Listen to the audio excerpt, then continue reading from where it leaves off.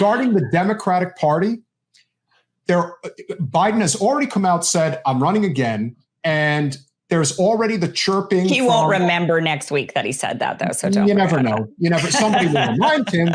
But you've got all of the DC punditry and all of these consultants saying, we can't have a primary. We must protect. It's all about we're protecting democracy. We have to protect democracy by not voting.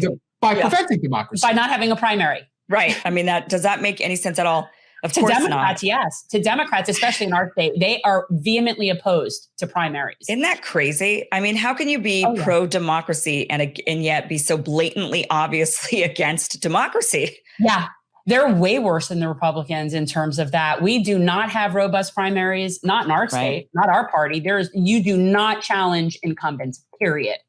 They're never going to get behind that. You're not allowed to challenge an incumbent. They can sit there until they die or until they choose to go for something higher. I still think somebody has to challenge Biden for this reason. I don't think with all of the Democrats constantly harping on the GOP, and look, both parties suck almost equally. We all know that. Right. But the fact is that the harping on the GOP election denialism still can't match the fact that the Democratic Party is not a Democratic Party. It has super delegates. It has a full, safe release, if necessary, to unleash on the people in order to prevent any real systemic change from happening unless that particular issue is dealt with. And quite frankly, I would be happy with somebody just running in a primary against the president, talking about the fact that you're never going to have a true economic populist uprising in the Democratic Party if these fail-safe points are still in place in future elections. Yeah. I still think the GOP is going to win in 24. Oh, yeah. But that doesn't mean that you do not continue to do what is necessary to reform the Democratic Party in whatever way it can be done. Your thoughts on that? Won't it be so interesting? I agree with you completely. That absolutely. But who would run against him? I mean, the obvious answer would be somebody from the progressive wing of the party that would then challenge and say we need to make some change that's better for the people, right? But they're falling in line completely, so they're not going to challenge him at all. Why are they falling in line? Why are they falling in line? That is a really good question. That right there is a very good question. I don't know why they're falling in line. They say that they're still powered by the people funded. So if they're not accepting big corporate money, they certainly are still, though, taking money from the DCCC, right? They've got Nancy Pelosi's purse strings that are helping them with their campaigns. So that is a big one right there. I mean, I think what you don't want, if you're one of them, is for the DCCC to fund your competitor to primary you, to essentially unleash their purse strings on that.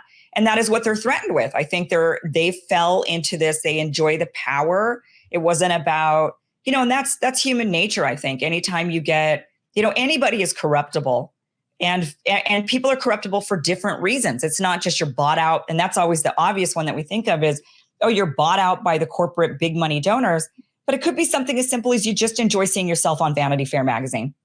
And you're bought by fame. You're bought by notoriety. Right. Like that appeals to you. And I think that obviously we know who you're talking about, but even amongst other people there, I really think it does become a personal mission to just stay there. However, I do think there are people in that group that do believe, and it might be rightfully so.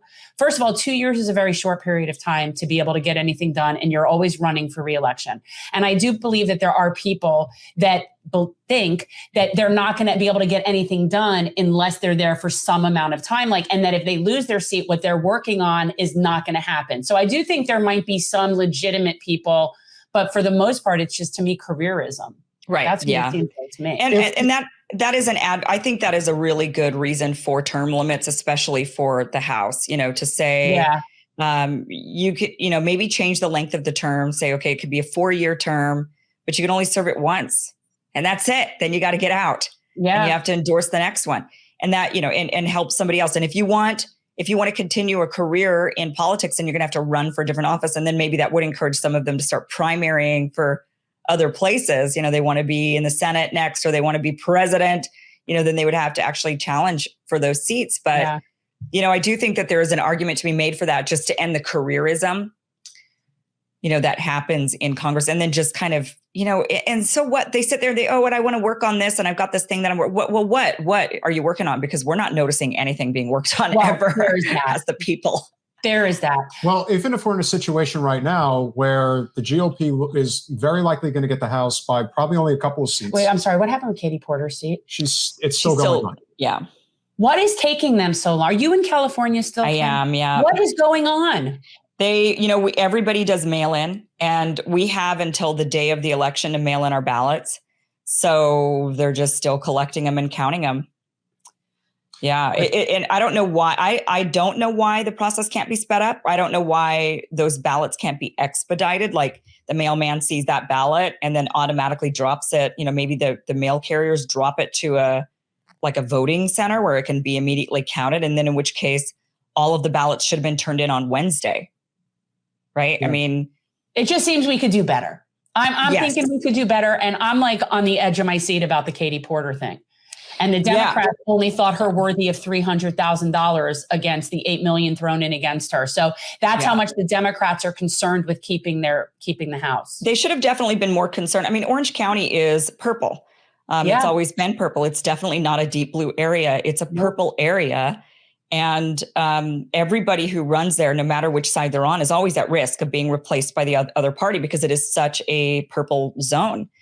So I don't know why they wouldn't have tried harder to keep her, but I don't think, but you know why? But you know why they didn't try harder. They don't want her there. They don't want her. Right? They don't like her whiteboard. They don't like her whiteboard. I love the whiteboard. When everybody was in love, and I mean in love with Auntie Maxine Waters for a good 2 years, do people not understand that she is one of the most corrupt representatives in all of Congress and made sure that Katie Porter was taken off of the Financial Committee? That's not a mistake.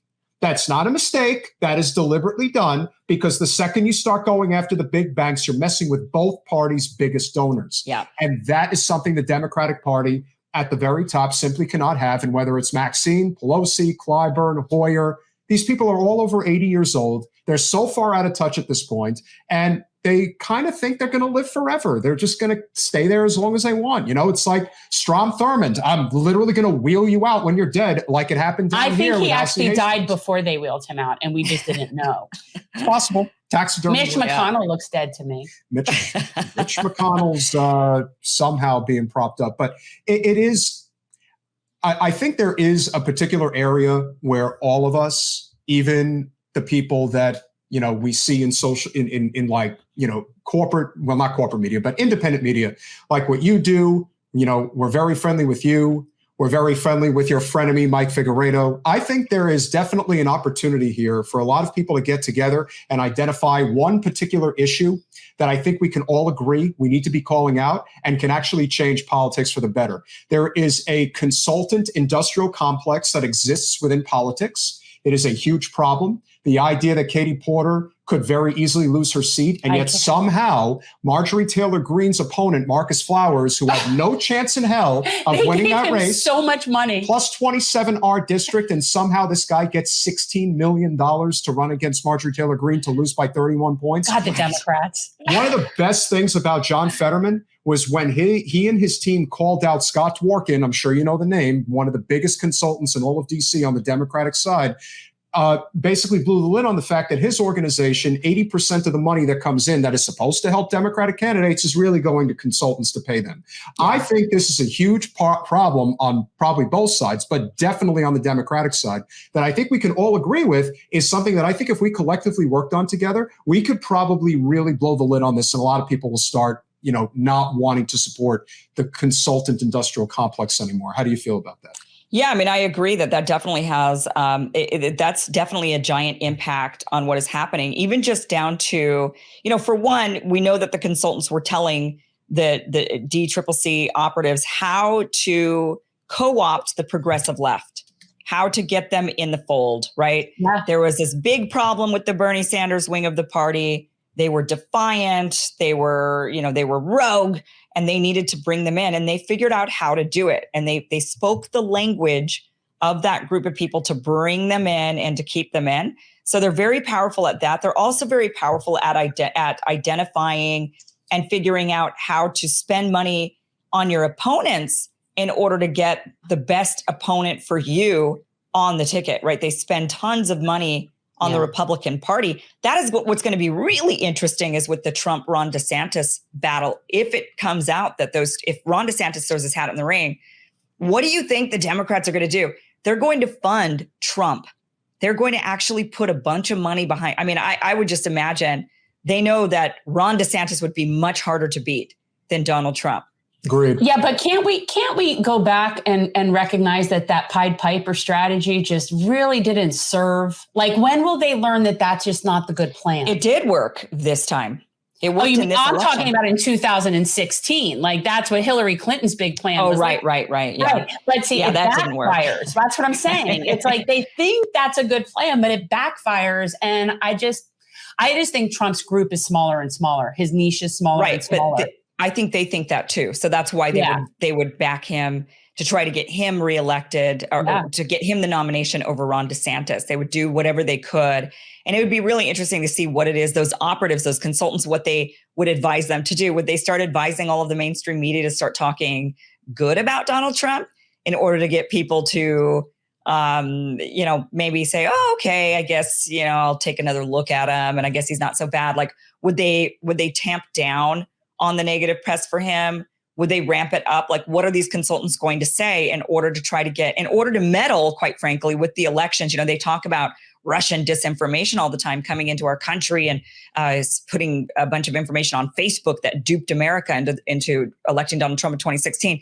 Meanwhile, they do the same thing, with elections by pumping a bunch of money into the Republican side to get to boost up certain people and to even diminish others in order to get an opponent that they would rather face.